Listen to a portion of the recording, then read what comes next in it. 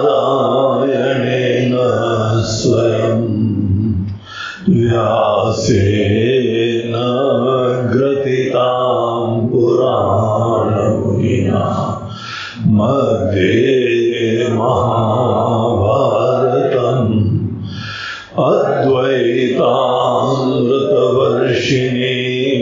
भगवतीं अष्टादशाध्यायिनीं अम्ब त्वामनुसन्दधामि भगवद्गीते भवद्वेषिणी।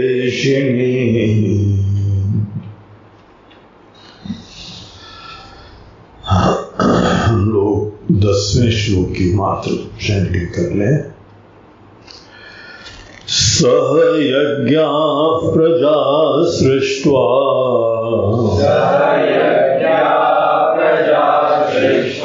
पुरोवाच प्रजापतिः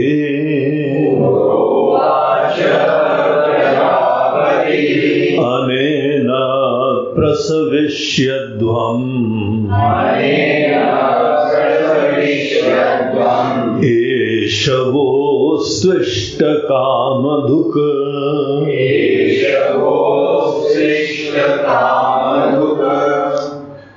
तो यहाँ गीता के इस कर्मयोग नामक अध्याय में हम लोग देख रहे हैं कि भगवान ने हम लोगों को आत्म का ज्ञान प्राप्त करने के लिए फोकस सदैव क्लियर है कि अंततः हमको अपने आप को ही जानना है। आत्मज्ञान को यथावत जानना ये समस्त उपनिषदों का भी विषय है, प्रयोजन है, और ये ही भगवद गीता का प्रयोजन है। आप भगवद गीता के बारे में बहुत सारे ग्रंथ देखेंगे, व्याख्याएं देखेंगे, उसमें कई बार कुछ अन्य साधनाओं को प्रधान बताया जाता है। गीता के अंदर जो है कर्म करना ज्यादा प्रधान बताया गया है। कहीं गीता में बोला है कि भगवान की भक्ति बहुत इम्पोर्टेंट है, कहीं बताया है कि हमको कोई ज्ञान आवश्यक है। जब भगवान शंकराचार्य जी ने अनेक कमेंट्रीज अपने समय में भी 3000 साल पहले उस समय भी देखी, तो उन्होंने बोला कि हमको गीता के ऊपर फ्रेश रूप से एक भाष्य लिखने की जरूरत महसूस हो रही है। ये जितने लोग यहाँ बता रहे हैं ये एकांगी रूप से ही गीता का प्रतिपादन कर रहे हैं।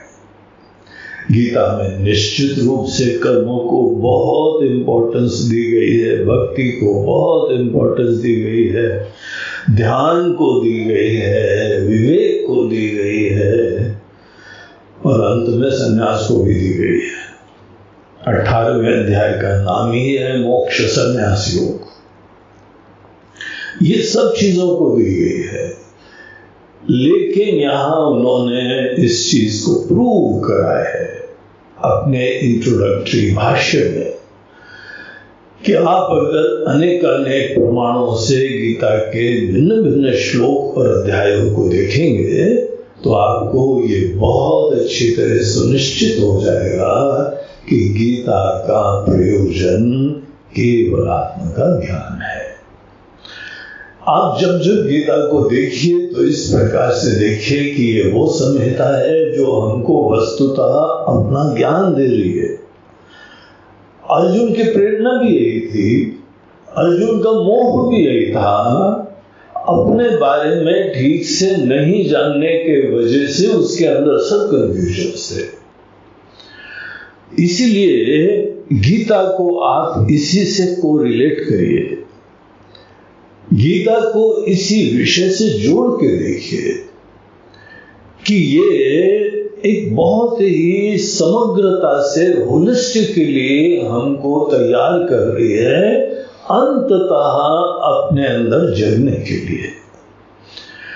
पिछले अध्याय में भगवान ने बताया कि अर्जुन, स्थित प्रज्ञ बनना ये जीवन का सबसे महान लक्ष्य होता है। तुम अपने वास्तविकता को जानो और अपने अंदर अपने आप से संतुष्ट हो, तब जाके ये जीवन यहाँ पे जीने में एक सार्थकता है, आनंद है। अगर कोई व्यक्ति अपने आप को नहीं जानता है तो भगवान को भी नहीं जानता है।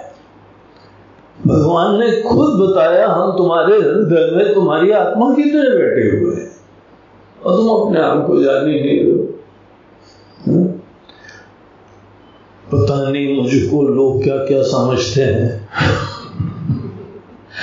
कोई न कोई भगवान को अपने हिसाब से सब समझते रहते हैं, लेकिन भगवान के हिसाब से भगवान को समझना, यही तो जो है बुद्धिमत्ता है। तो एक चीज ये निश्चय करके फिर यहाँ तीसरे अध्याय में उन्होंने हमारी पूरी यात्रा को 2 चरणों में रखा। बोलते हैं हम वहां तुमको ले चलेंगे। एक जंगल में बड़ा सुंदर मंदिर है, एक जंगल में बहुत सुंदर आश्रम है। हम दोनों चलेंगे वहां पे, और वहां पे जाने के बाद आदमी साक्षात ब्रह्म का ज्ञान, परमात्मा का ज्ञान प्राप्त, दर्शन करेगा। लेकिन जैसे किसी भी मंदिर में जाने के पहले नहाना धोना पड़ता है ना, तो बोलते हैं कि यहाँ पर भी जाने के लिए थोड़ा बहुत तो नहा धो लो। हमारे जी ना क्या है, देखो सुन लो। वो वाला नहाना नहीं बंगलू, यहाँ नहाना है मन मुकुर सुधारी। अपने मन रूपी शीशे को साफ करना है। बाहर नहाना तो बहुत इजी है, और भगवान ने तो पहले ही बता दिया, अर्जुन ये चोला है, तुम्हारे चोले को ठीक ठाक रखो, दोबारा दूसरा नहीं मिलता ऐसा। इसके स्पेयर पार्ट भी नहीं मिलते।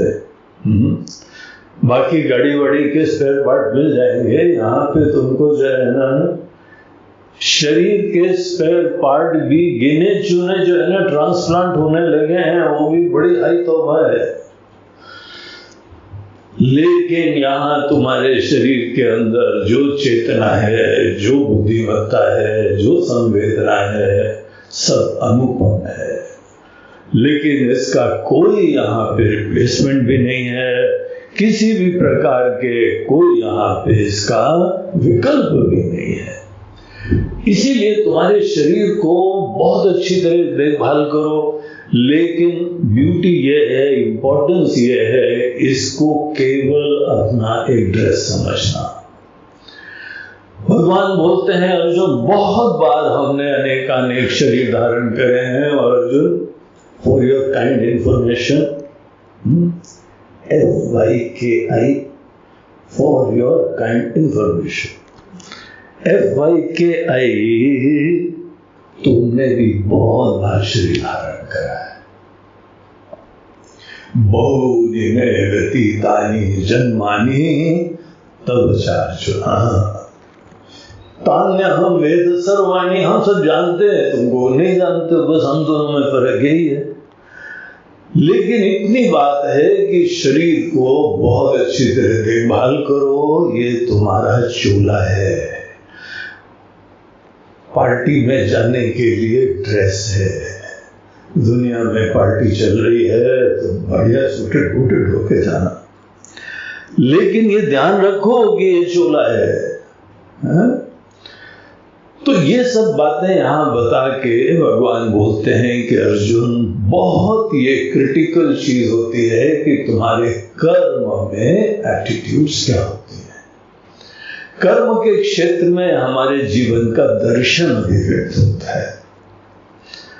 अगर आपके मन के अंदर यह है कि आप यही छोटे से प्राणी हैं और ये दुनिया आपके लिए सुख का धाम है, यहाँ पे ही अनेक हमको चीजें प्राप्त करनी है, तो खुद ही सोचो, एंडलेसली उलझ जाओगे इसमें, और कोई चीज टिकाऊ नहीं है। यहाँ पे सब बदलती रहती है।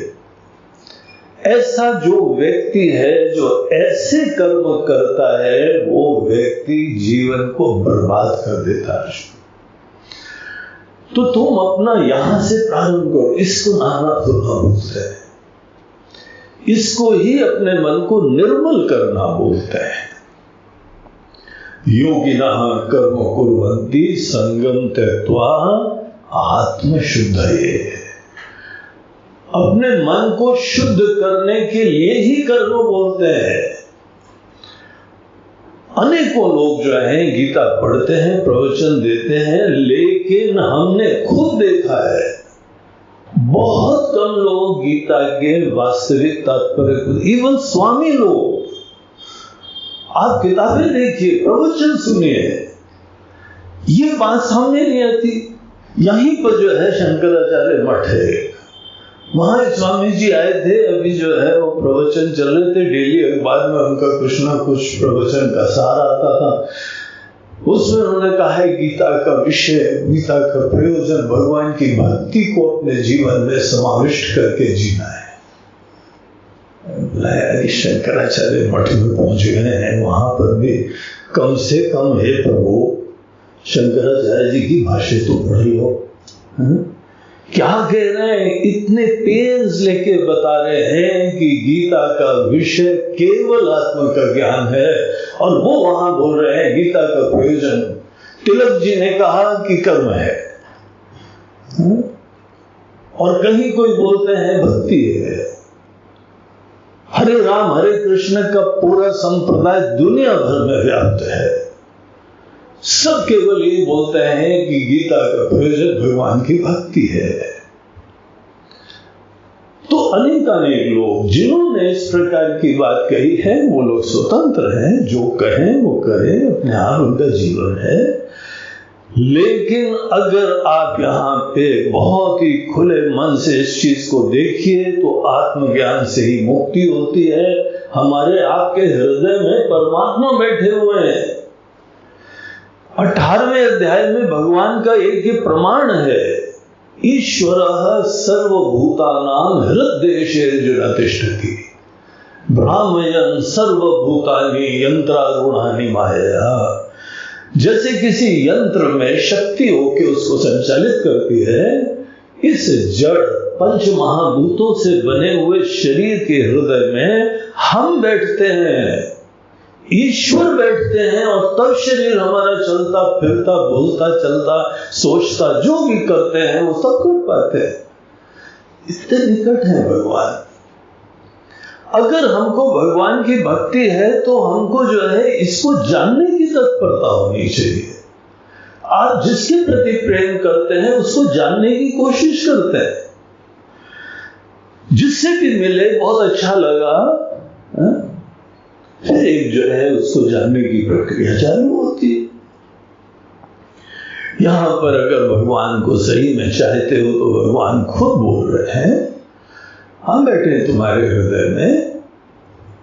क्या केवल तुम एक काल्पनिक मूर्ति लेके किसी आर्टिस्ट के हिसाब से बस उसकी तुम आराधना करते रहो, श्रृंगार करते रहो, इसको पूजा बोलते हो, इसको भक्ति बोलते हो?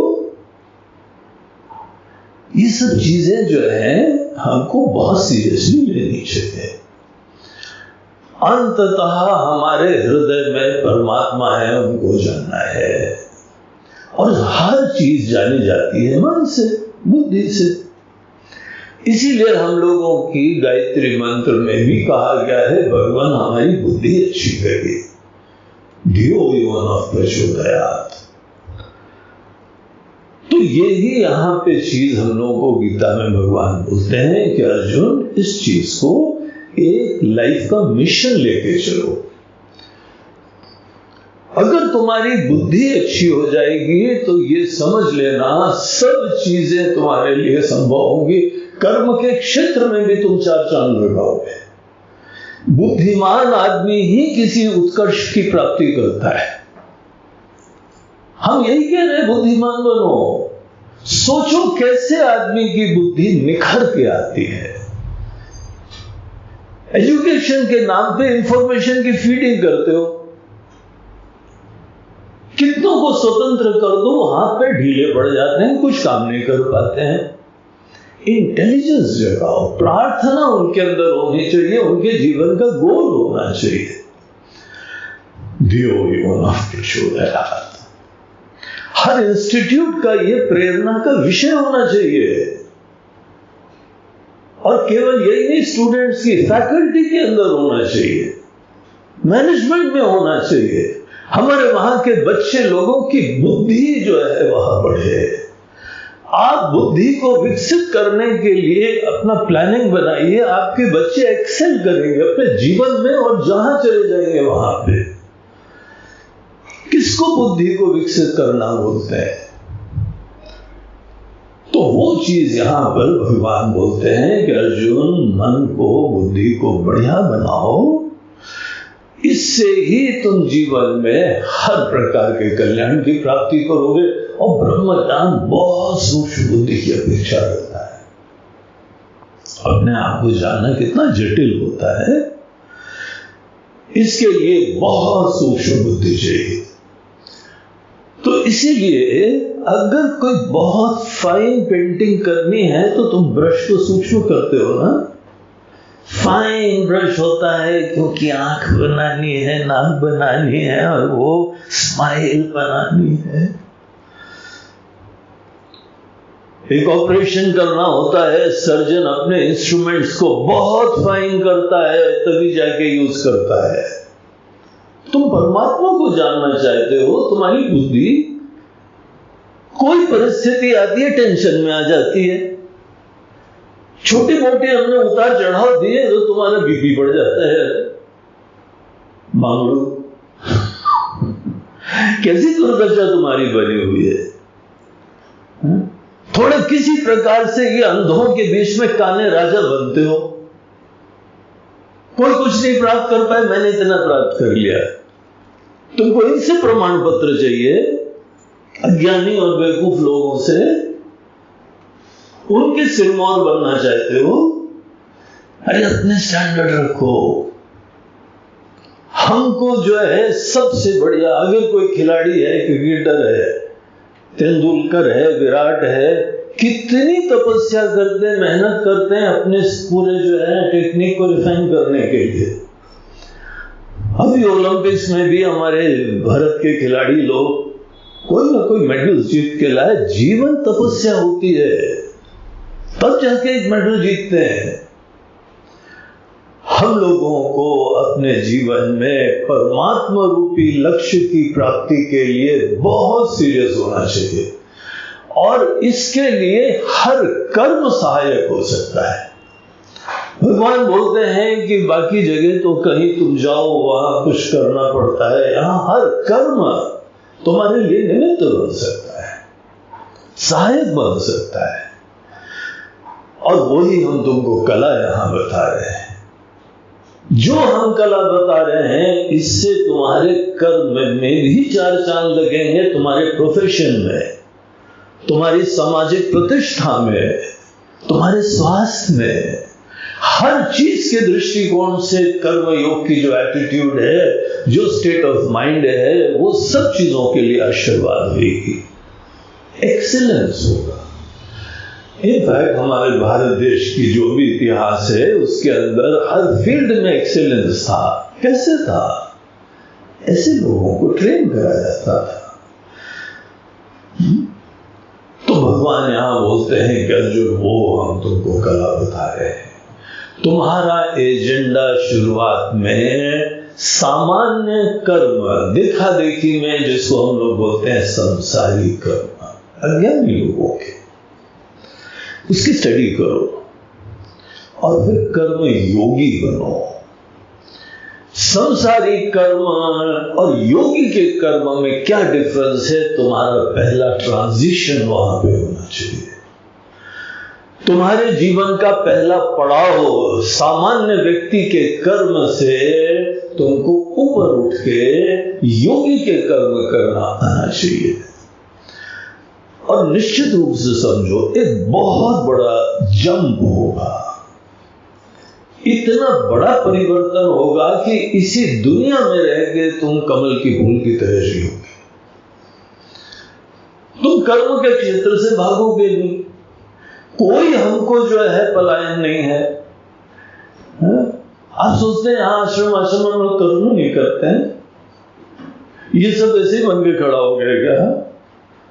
एक व्यक्ति को संचालित करने में नानी याद आती है। यहां हमारे सब शिष्य हैं, प्रिय हैं, हमारी संतान जैसे हैं।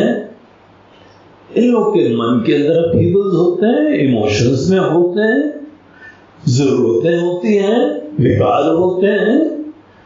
क्या हमको हैंडल नहीं करना पड़ता है क्या? ये बहुत जिम्मेदारी की चीज होती है।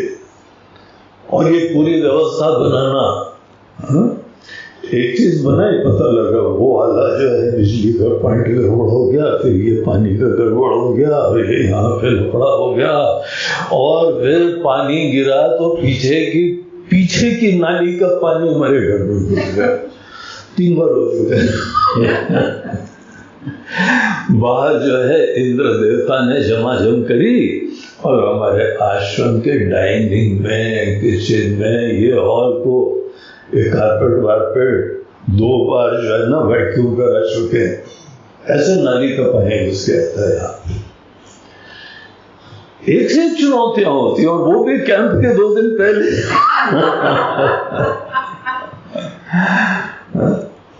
चुनौतियां कम नहीं है।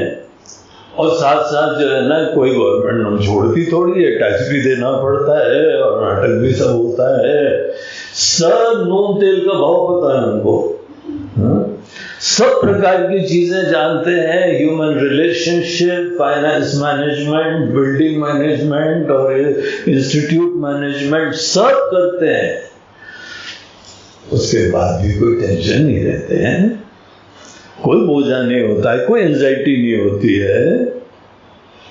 जो चुनौतियां हैं फेस करते हैं, बेस्ट पॉसिबल अंदाज से फेस करते हैं, बुद्धिमत्ता से करते हैं, ऐसे करते हैं कि दोबारा ये समस्या ही नहीं आए, इतनी बढ़िया तरीके से करने की कोशिश करते हैं। और हमारे इरादे इन चीजों को ही ज्यादा वैभवपूर्ण करना होते ही नहीं है, और काम चलना चाहिए बस, क्योंकि हमारी प्रायोरिटीज कुछ और है।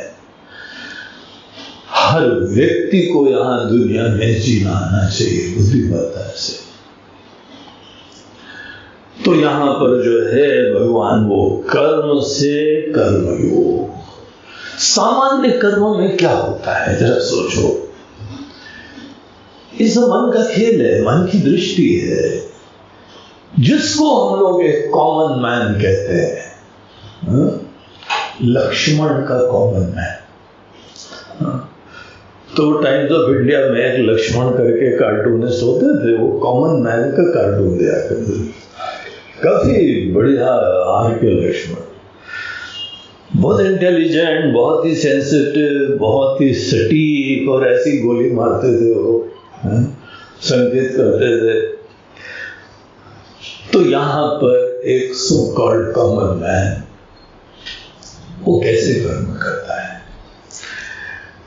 देखिए, हर व्यक्ति के मन में ये रहता है कि हम जैसे हैं, हमारे अंदर कुछ कमियां हैं, कुछ अभाव है, हमको सेल्फ रिलायंट होना चाहिए, हमको स्वावलंबन होना चाहिए, आर्थिक रूप से, सामाजिक रूप से।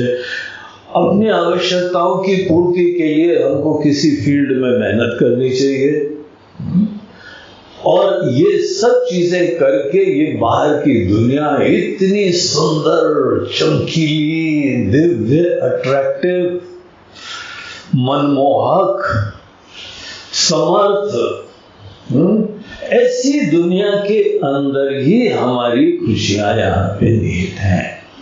हमको आइडेंटिफाई करना है किसी चीज को। इनफैक्ट हमारी लिस्ट तो काफी लंबी है, लेकिन इन समस्त चीजों में कुछ चीजें हम आइडेंटिफाई करते हैं, प्रायोरिटाइज करते हैं, और फिर उन चीजों की प्राप्ति के लिए अपने दिलो जान लगाते हैं, मेहनत करते हैं। पढ़ाई करनी है तो कोचिंग भी कर लेते हैं, और ये सब कर करा के हम किसी फील्ड में दक्ष बनते हैं।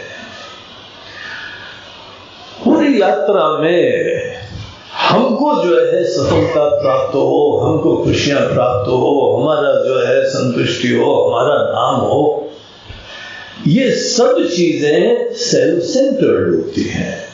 कुछ चीजें हमको बहुत अच्छी दिखाई पड़ती हैं, अनुकूल दिखाई पड़ती हैं, उससे हमारे मन में विशेष एक लगाव हो जाता है, राग हो जाता है। I like all these things. और अनेक चीजें हैं, I don't like all these things. Very strong, very clear.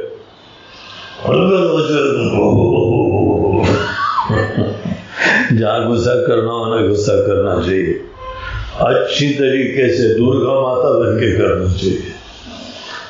और कई बार अच्छी जो है कामना करनी है तो वो भी करना चाहिए। अरे तुम्हारे जीवन में लक्ष्य की बात है भिन्न भिन्न प्रकार कि तुमको सिद्धियां करनी है। Time is limited and is flying. ऐसी दुनिया में बाहर की अनेक भोग विलास, धन संपत्ति, वैभव, ऐश्वर्य, सब चीजों की हमको प्राप्ति करनी। That is the format. यही एक सामान्य व्यक्ति के मन के अंदर फॉर्मेट होता है कर्म करने का। And it is not a very easy life. अगर यहाँ पे इसी दुनिया के अंदर अनेकों लोग बड़े स्ट्रेस्ड हो जाते हैं तो it is no wonder. Stress ही नहीं, वो लोग साथ साथ बड़ी एंजाइटी से युक्त होते हैं, चिंता से युक्त होते हैं, रोगी हो जाते हैं। ऐसे लोग हैं जिनको ऐसे स्ट्रेस इंड्यूस्ड इलनेसेस होती है जिसकी दवाइयां नहीं है। यहां पे एक आई थी, वो उनको ऐसी भयंकर स्ट्रेस की प्रॉब्लम थी कि नींद ही खत्म हो गई, नींद आती नहीं। पहले 2 गोली स्लीपिंग पिल की, फिर 4 गोली, फिर 10 गोली, फिर मुट्ठी भर गोली। मुट्ठी भर गोली नहीं, लड्डू खाते थे। नींद नहीं आती बेचारी। हर जगह नसों में दर्द हो रही है, शरीर में दर्द हो रहा है। ये सब चीजें इसीलिए होते हैं क्योंकि एंजाइटी से युक्त, स्ट्रेस से युक्त उनका जीवन है। तो ये जो एक लाइफ होती है, इसको देखिए, भगवान बोलते हैं यहीं पे रहते रहते हम तुमको बताते हैं कि एक और प्रकार के जीवन जीने का तरीका है। अपने कर्म को योग बनाना है। कर्म को योग बनाने में क्या डिफरेंस होता है? क्या दुनिया को छोड़ना है क्या? गुरु जी, ये स्वामियों के पास जाने में थोड़ा संकोच होता है, हमको भी, हमारे घर वालों को भी। जहां ये स्वामी जी लोगों के चक्कर में पड़े तो पता होता है बेटा चेला बनेगा। अब कोई व्यक्ति बाइदे में गीता वीता पढ़ना, उपनिषद पढ़ना वो आ गया तो बसा लेते हैं। कुंभ में तो वहां पे बाबा लोग अखाड़े के बैठे रहते हैं। ये अखाड़े के बाबा लोग कोई ज्ञान नहीं देते हैं, चेला बनाते हैं। हम लोग के वहां सब मिला के 7 अखाड़े हैं, निरंजनी और अंजनी, पता नहीं कौन कौन से हैं। वो अखाड़ों में पुराने समय में शंकराचार्य जी के समय से चला आ रहा है। कुछ अनेकों लोगों ने धर्म के स्थानों पर आक्रमण करा, साधुओं को मार दिया, भिक्षा पे बुलाया, भोजन पे बुलाया, सबको जहर देके थोक में मारा। ऐसा इतिहास है, सब रिटन, सब हिस्ट्री है। तो इन लोगों ने, साधुओं ने सभा करी, उन्होंने बोला कि देखो सब मोक्ष और भक्ति मात्र ठीक नहीं है, उनको धर्म की रक्षा के लिए अखाड़े बनाए। तो लोगों ने एक अखाड़े बनाए। अखाड़ों में जो लोग धर्म के प्रति निष्ठ होते हैं उनको एम्प्लॉय कर लेते हैं, बोलते हैं तुमको कोई ज्यादा ज्ञान वान का टेंशन नहीं लेना है, तुमको माल पानी देंगे, खूब बढ़िया खिलाते हैं। देसी घी, बादाम, हलवा, सब चीजें वहां चलती हैं। और केवल एक्सरसाइज करो, खूब अच्छी तरीके से तंदुरुस्त रहो, और धर्म को कोई संकट आए तो उन लोगों के ऊपर जो है वो तुम धावा बोलो। तो इस तरीके से अखाड़े होते थे। धीमे धीमे ज्ञान का कार्य जो है ना, शंकराचार्य जी लोगों के ऊपर था। वो हम लोग की संस्था विकृत हो गई। आज कोई शंकराचार्य जी ज्यादा निकल के आदि शंकराचार्य जी का ज्ञान भी नहीं देते दिखाई पड़ता है। पॉलिटिक्स के अंदर अनेकों वचन सुनाई पड़ते हैं। एक बीजेपी के शंकराचार्य हो जाते हैं, कांग्रेस के शंकराचार्य हो जाते हैं। अब उस चक्कर में पड़ गए। यहाँ पे आदि शंकराचार्य जी जीवन भर आत्मा का ज्ञान दे रहे हैं, कोई देख नहीं रहा था। तो इन अखाड़ों के कुछ स्वामी लोग उन्होंने जो है ज्ञान देना चालू करा। वहां पे मंडलेश्वर, महामंडलेश्वर, आचार्य महामंडलेश्वर ऐसे पद बनाए गए और अनेकों अखाड़ों के आचार्य महामंडलेश्वर संभवतः ज्ञान देते हैं, हमने तो नहीं देखा। यहाँ एक आए थे आचार्य महामंडलेश्वर, हम उनसे मिलने गए। बोला महाराज जी आप तो फलाने अखाड़े के आचार्य महामंडलेश्वर हैं, तो आप जो है वहां कोई तत्व का ज्ञान भी देते हैं? बोलते हैं नहीं, हम लोग कोई तत्व का ज्ञान नहीं देते हैं, हम पूजा करते हैं और रामायण भागवत की कथा करते हैं। आदि शंकराचार्य जी ने कभी रामायण भागवत की कथा नहीं करी। हमारे गुरुदेव स्वामी चिन्मयानंद जी ने जीवन भर अध्यात्म के लिए समर्पित करा, एक राम कथा उनकी नहीं है। अरे वेदांत पढ़ाओ, गीता पढ़ाओ, उपनिषद पढ़ाओ। वो लोग भी इसी चीज में हो गए क्योंकि सामान्य व्यक्तियों से जुड़ना चाहते हैं। सामान्य व्यक्तियों के अंदर संस्कार उत्पन्न करने की प्रेरणा रहती है, इसीलिए उनके लेवल पे आते हैं। धीमे धीमे यही सब चारों तरफ चल रहा है कि किसी के मन के अंदर थोड़ी बहुत प्रेरणा दे दो। और आप देखना इन सब ग्रंथों में भी आत्मज्ञान के जो प्रसंग आते हैं उसको जप कर जाते हैं। कोई राम कथा में जाओ, जहां पे वाल्मीकि जी ने राम जी के साथ चर्चा करी तो हारमोनियम चालू और उठ के नाचने भी लगते बाबा लोग। हमने देखा है को बाबा लोग उठ के नाचते हैं, झूमते हैं। हमको भी लगता है शायद नाचने झूमने में कुछ होता होगा, हम भी ठुमक लेते हैं। आत्मज्ञान को स्किप कर जाते हैं, सूक्ष्म रहस्यों को जंप कर जाते हैं। अगर ये हमारे अनेकों आचार्य महामंडलेश्वर भी अगर कथा ही सुनाते रहेंगे, अगर बाकी भी लोग जो है वो केवल भीड़ जमा करते रहेंगे, तो किसी को भी बाबा लोगों के पास जाने के पहले सोच लेना चाहिए।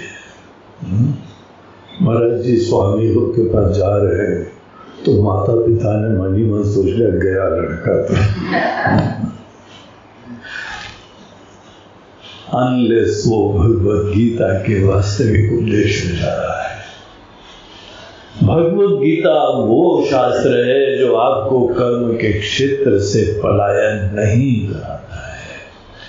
हमारे धर्म की व्यवस्था ये नहीं है कि हमको किसी तरह चेला बनाना है, हम जल्दी जल्दी बनाते ही नहीं है।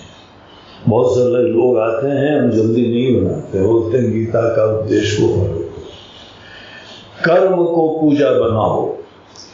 अगर तुम कर्म को पूजा नहीं बना सकते हो तो हमारे साथ हम तुमको ज्ञान देने में सक्षम नहीं है। तो ये चीज बहुत ही स्पष्टता से हमारे गीता, हमारे शास्त्र बताते हैं, हमारे आचार्य लोगों की भाष्य ऐसी चीज है। तो एक सामान्य व्यक्ति का कर्म आपने देखा, हम एक छोटे से भोक्ता है, अपेक्षावान व्यक्ति हैं, हमारे अंदर इनसिक्योरिटीज है, हमारे अंदर कमियां हैं, हमारे अंदर अपेक्षाएं हैं, राग है, द्वेष है, अभिमान है। ऐसे व्यक्ति को बाहर अनेकानेक विषयों की प्राप्ति करने के लिए संघर्ष करना पड़ रहा है, मेहनत करना पड़ रहा है। भगवान बोलते हैं अर्जुन ये कर्म नहीं है, ऐसे कर्म से तुम्हारी कोई गति नहीं होगी। अगर तुमको शंका है हमारी बातों पे, मत मानना हमारी बात को, देखो तो आंख खोल के देखो। कोई व्यक्ति आंख बंद करके बाहर की दुनिया के अंदर धन के संचय में, नाम वैभव में अनेक सेवाएं भी साथ साथ करते हैं, लेकिन संसारी मनोवृत्ति रहती है।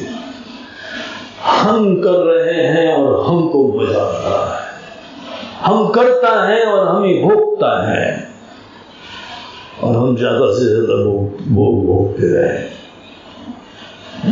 हमारी सफलता ज्यादा भोगने में है। और ये जो वेस्टर्न पूरा सिस्टम है, उसके अंदर तो यही कैपिटलिस्ट सोसाइटी में जो ज्यादा संचय करता है वो ज्यादा भोगता है, वो ज्यादा सफल है। किसी व्यक्ति को अखबार में जो है, वो कल हम देख रहे थे नेट पे, कहीं पे कपल को 1 करोड़ रुपए मिल गए, न्यूज आ गई। यानी 1 करोड़ रुपए से वो महान हुआ कि 1 करोड़ का भिखारी हुआ है? वो पराधीन है इसके ऊपर। तुमको ये कभी दिखाई पड़ता है कि यहां पे कोई ऐसे भी लोग हैं जो इसको ठुकरा देते हैं? कुछ लोग अच्छे भी हैं। विप्रो के चीफ अजीम जी, उन्होंने जो है वहां एक ग्रुप बनाया है, अपनी संपत्ति का 85% वो व्यक्ति जो है ना उधार देता है। उन्होंने पूरे वर्ल्ड वाइड को ग्रुप बनाया हुआ है। बोलते ये सोच के हमको ही संचय करना है धन, हमको ये विकृति दिखाई पड़ती है, रोग दिखाई पड़ता है। Come on let us form a group, और यहां पे सब लोगों ने चालू करे द गिवर्स ग्रुप, कुछ ऐसा ही नाम दिया हुआ है।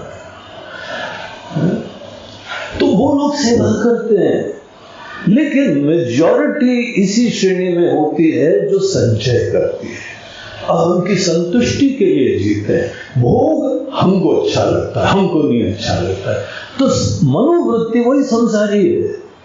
अहम की संतुष्टि वाला जो कर्म होता है, तुम यहाँ पे दुनिया में निकलते हो एक अपूर्ण प्यासे भूखे व्यक्ति की तरीके से, और दुनिया में जाके अपनी प्यास बुझाना ही तुम्हारा लक्ष्य होता है।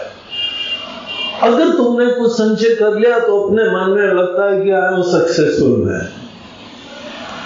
तो भगवान की दृष्टि से भी देखो, भगवान से पूछो, भगवान हमारा रिपोर्ट कार्ड दीजिए। भगवान बोलेंगे कि यू आर स्टिल पॉपुलर, अभी भी पराधीन हो, बाहर की परिस्थितियों से तुमको एंजाइटीज होती है, राग द्वेष तुम्हारे होते हैं, सतत केवल अहम की संतुष्टि करते रहते हो। ऐसे जीवन में तुमको पूरे मनुष्य जीवन का आनंद कभी नहीं मिलेगा। तो हमारे प्रिय हो, इसे हम तुमको बता रहे हैं, कर्म का क्षेत्र छोड़ना विकल्प नहीं है। पर ठीक है महाराज जी, भगवान रथ को वापस ले चलो, जंगल चलते हैं। या तो ऐसे भिखारी की तरीके से जिएंगे, दीनहीन की तरह से जिएंगे, अपेक्षावान की तरह जिएंगे, अहम की संतुष्टि के लिए जिएंगे, या तो नहीं जिएंगे। जा रहा हूं, सुसाइड पॉइंट देख के आया हूं, वहां पहाड़ की चोटी से मैं कूद जाऊंगा, जाके मैं मर जाऊंगा, ये दुनिया मेरे लिए नहीं है, बेकार है। भगवान बोलते हैं नहीं, ऐसा नहीं है। इसी जगह रह के एक डिफरेंट आर्ट ऑफ लिविंग होती है, उसको हम कर्मयोग बोलते हैं। कर्मयोग बताने के लिए भगवान ने यहां यज्ञ का दृष्टांत दिया। यज्ञ अर्थात कर्मणो नेत्र लोकोयम कर्म बंधना। अर्जुन बहुत ही निकटता से, बड़े ध्यान से देखो, कोई तुमको कर्म का क्षेत्र छोड़ने की बात नहीं कर रहा है, कोई तुमको रिश्ते नाते छोड़ने की बात नहीं कर रहा है, कोई कर्म छोड़ने की बात नहीं कर रहा है। इन्हीं सब चीजों में एक डिफरेंट पैकेज है, एक डिफरेंट अंदाज है कर्म करने का। कौन सा अंदाज है? तो हम लोग यहाँ पे गीता के इस अध्याय में देख रहे हैं, एक होता है कर्म और एक होता है कर्मयोग। और जो आप लोगों ने यहाँ पे परिचय दिया वो कर्म योग का ही दृष्टांत था। कर्म में हम सदैव प्रेरित होते हैं जब हमारी इच्छा होती है, जरूरत होती है। कर्म योग में हमारी जरूरतों का कोई प्रश्न नहीं है। कोई परिस्थिति विशेष आ गई, आपका कोई सेवा का क्षेत्र मिल गया, आप उतने ही उत्साह, लगन और बुद्धिमत्ता से वो कार्य बेस्ट पॉसिबल वे में संपन्न करते हैं। ये बहुत बड़ा एक यूनिक डिफरेंस है। भगवान कहते हैं कि अर्जुन, कर्म योग में हमारे अंदर अपनी कोई दीनता नहीं रहती। आप छोटे हैं, अपेक्षावान है और हमको पूर्णता मिलेगी, ऐसी कोई गणित ही नहीं है। ये प्यार से काम हो रहा है, निश्चिंतता से हो रहा है, कहीं पे कुछ योगदान देने के लिए हो रहा है, और इसमें अपनी किसी भी प्रकार की गणित आदि है ही नहीं। और ऐसे समय आप कोई भी कर्म में, या तो आपके जीवन में कोई सेवा की प्रेरणा हो रही हो, कर्म योग में सदैव प्यार से काम होता है, खुशी से होता है, और यहाँ पे बेस्ट पॉसिबल देने की भावना भी होती है। अभी हम लोगों ने देखा, कोई अपने बढ़िया विचार दे रहा है, कोई समय दे रहा है, कोई हाथ में मॉपर लेके सफाई कर रहा है। अभी यहाँ वीडियो में जो चल रहा है ना, इनको पता नहीं होगा किस कॉन्टेक्स्ट में हम बात कर रहे हैं। उन लोगों को हम बता दें कि यहाँ पे आश्रम में बाहर से सडनली पानी का फ्लो आ गया था। जितने श्रोता थे सब उठे और उन्होंने साफ सफाई करके फिर से उसको मैनेज करके दोबारा हम लोग शांति से बैठे हैं।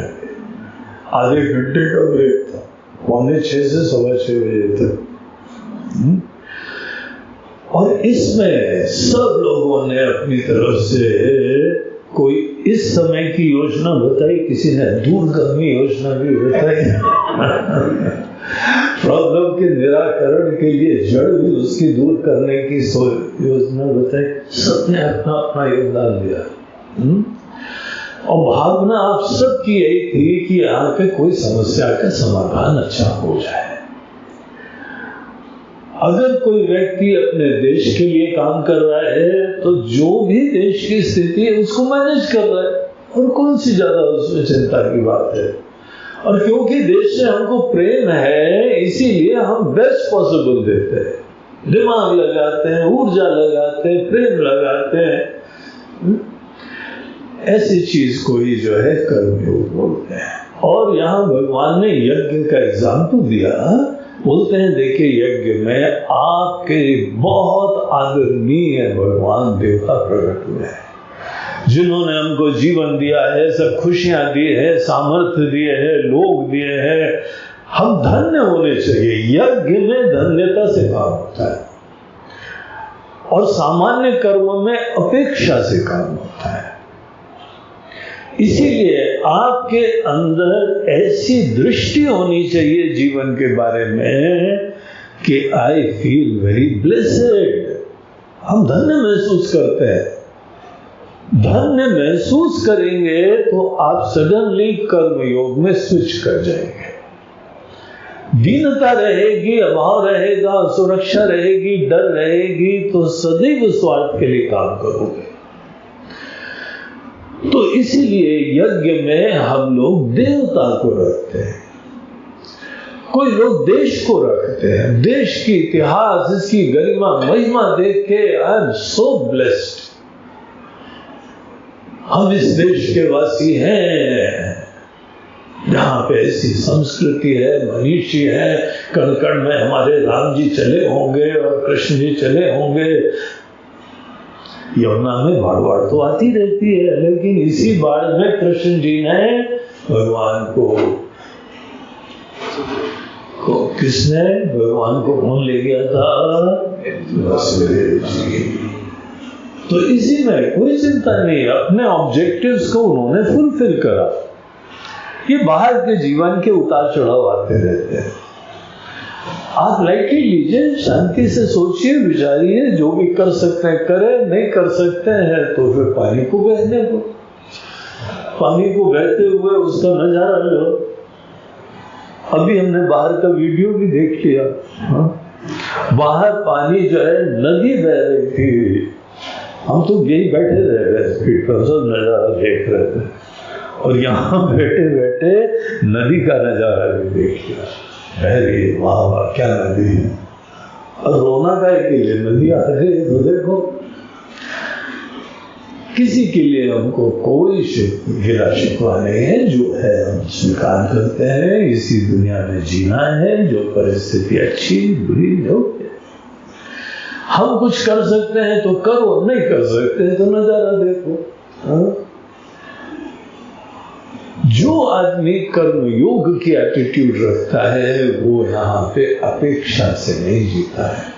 हम अपेक्षा से न जिए, इसके लिए आपको थोड़ा सत्संग करना पड़ता है, इसके लिए आपको जीवन का वो दर्शन का आश्रय लेना पड़ता है कि आत्मा ही परमात्मा है, आप मूल रूप से दिव्य है, पूर्ण है। ये निश्चय के बाद ही कर्मयोग संभव होता है। अगर आप बेसिकली योगी हैं और बहुत ही दीनहीन है तो चिंता से ग्रसित होना ही पड़ेगा। अन्य देशों के दर्शन में, उनकी सोच में, उनकी फिलॉसफी में ऐसा रहता है कि हम अभाव से युक्त हैं, इसीलिए हर समय अपने लिए कोई ना कोई जुगाड़ करना होता है।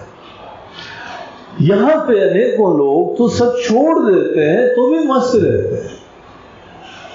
फकीरी में मन लागो मेरो यार, फकीरी में बाकी सब लोग नहीं समझ पाएंगे। कभी अमेरिका जाओ, उसे बोलो मन लागो मेरो यार, फकीरी में समथिंग डीला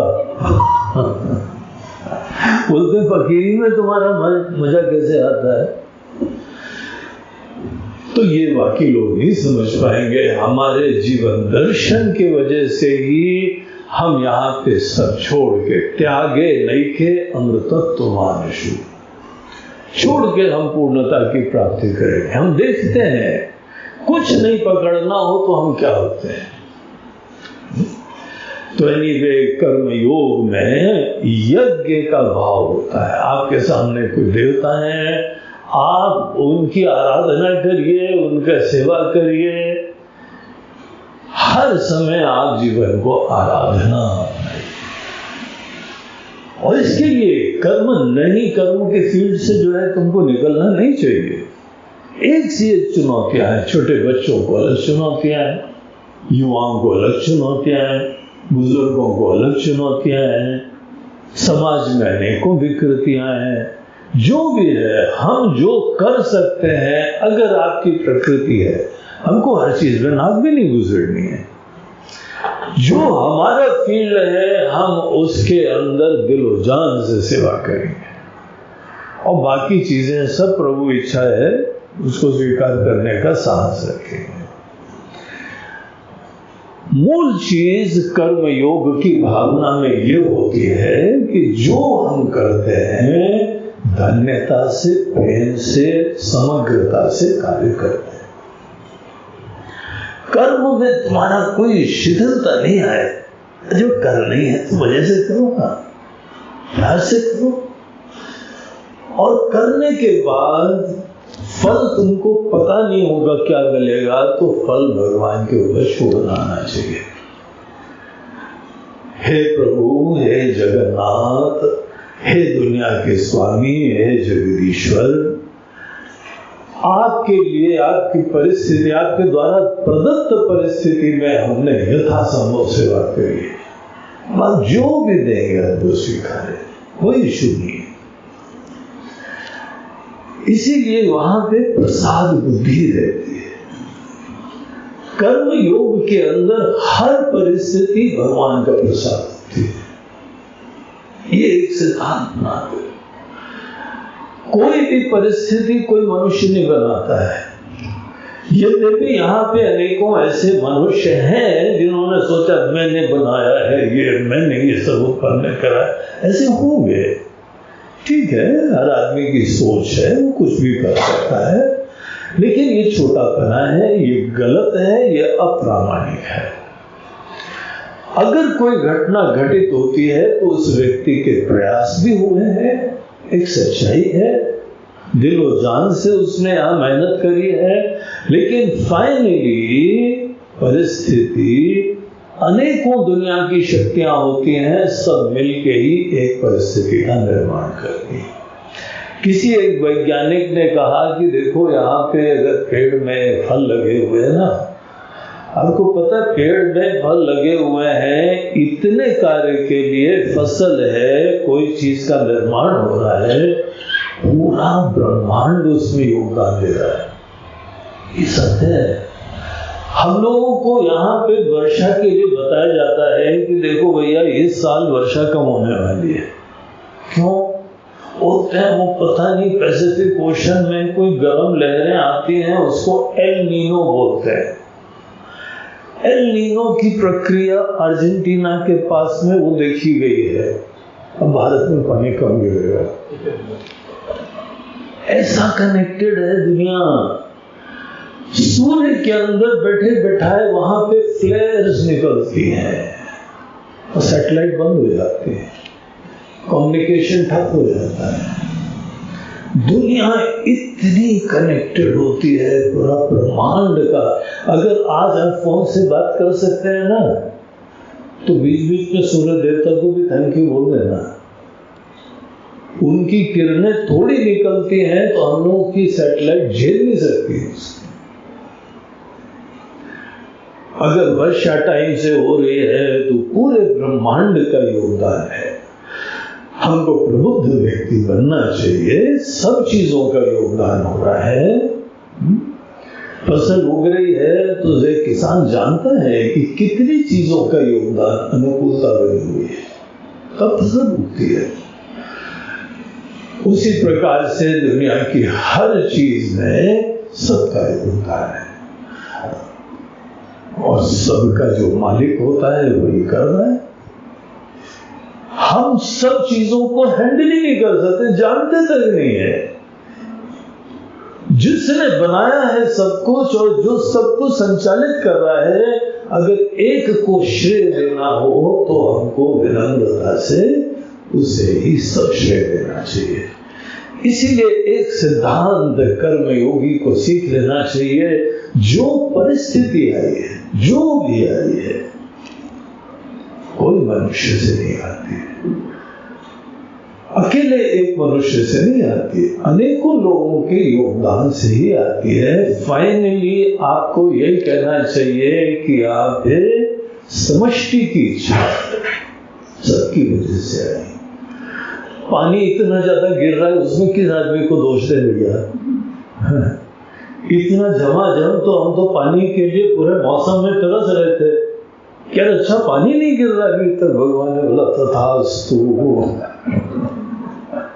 अब भगवान की इच्छा थी, बादल से पानी गिरता है और समुद्र से पानी लाते हैं बादल, और तब जाके वो यहाँ पे बरसता है झमाझम। कौन इंसान कर रहा है भाई? ईश्वर ही तो कर रहा है। अब ठीक है, हमारी नाली थोड़ी ऊपर नीचे है तो यहाँ जाता है, वस्तुतः ये सब इच्छा भगवान की है। और इसी चक्कर में हमको तो बहुत ही प्रसन्नता है कि कर्म योग के अध्याय में सब लोगों ने फटाफट सेवा करी, आहुति दी अपनी तरफ से। ऐसे ही जीवन में हर समय जो भी परिस्थिति आती है, ईश्वर का प्रसाद है। और प्रसाद किसको बोलते हैं, यही हम लोग मंदिर में अपनी परंपराओं में सीखते हैं। मंदिर जरूर जाइए, वहां साक्षात परमात्मा को देखिए, दर्शन करिए, और पूरी सेवा करने के बाद वहां पे जो भी प्रसाद मिलता है, हाँ स्वामी जी को, पंडित जी को ये मत बोलना है, पंडित जी ये क्या तुलसी का एक पत्ता दे, लड्डू वाला भी तो दो, ये पेड़ा भी तो दो थोड़ा, अब हमको केवल जल और आचमनी दे दो। हम लोग कभी नहीं बोलते हैं ना। जो व्यक्ति कहीं प्रसाद लेता है वो एक विशिष्ट मुद्रा हाथ में रखता है और उसको प्रसाद जो लिया माथे से लगाता है और ग्रहण करता है। जो प्रसाद ऐसे लेता है समझ लो कि वो अपने सनातन धर्म के संस्कारों से अवगत है और उसमें आग्रह नहीं कर रहे, नहीं हमको चाहिए नहीं, तुम्हारे चाहिए की वजह से थोड़ी दे रहे हैं हम, कि भगवान की कृपा मिल रही है तुमको। नहीं हम आजकल शुगर नहीं खाते, तुम प्रसाद को शुगर देख रहे हो बांगड़ू। ये शुगर वुगर नहीं है, भगवान का इसके अंदर प्रसाद है, कृपा है। तुम लो माथे से लगाओ, थोड़ा सा खाओ, सबको बांटो। कौन ये कहता है कि तुमको जितना दिया तुम ही खा जाना? तो नहीं किसी ने कहा। आप प्रसाद को जो है ना एक सिद्धांत बना लो, बढ़िया तरीके से लेना है। अगर कोई तीर्थ करके आया, देखो हम जो है ना केदारनाथ से आ रहे हैं, वहां से प्रसाद लाए, केदारनाथ से हमारे लिए प्रसाद आया है। आप भगवान केदारनाथ की सन्निधि महसूस करते हैं, उनकी कृपा महसूस करते हैं, माथे से सिर आंखों पे लगा के ग्रहण करते हैं। ये केवल जो है सीखने की इच्छा के अंततः भगवान कहते हैं कि हर परिस्थिति हमसे आ रही है, अब तुमको लाइफ की परिस्थिति कैसे ग्रहण करनी चाहिए।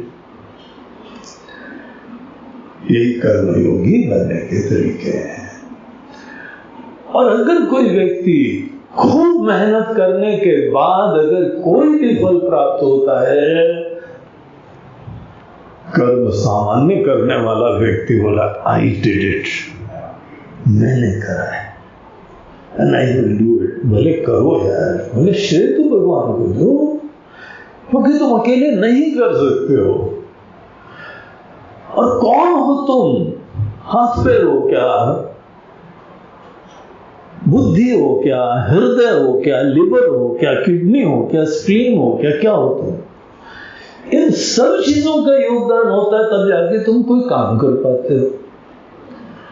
और तुम पता नहीं सबकी उपेक्षा करके, कोई ऐसे लोग होते हैं कि काम करती पूरी टीम और बॉस अपनी श्रेय लेता है, फोटो खुद ही खिंचवाता है, बोलते सर हम भी आ जाए, बॉस ही फोटो खिंचवाएगा, क्योंकि बॉस ही ने सबको जो है मार्गदर्शन दिया, प्रेरणा दी। ये कर्म करने वाला व्यक्ति सोचेगा, कर्मयोगी नहीं सोचेगा। कर्मयोगी जानता है विनम्रता से सबका योगदान, आपके परिवार का योगदान, आपके माता पिता का योगदान, आपके पूर्वजों का योगदान। आपको पता है जब हम लोग कोई तर्पण करते हैं तो 3 प्रकार के करते हैं, है ना? 3 प्रकार के लोगों को धन्यवाद देते हैं। हम देवताओं का तर्पण करते हैं, ऋषियों का तर्पण करते हैं और पितरों का तर्पण करते हैं।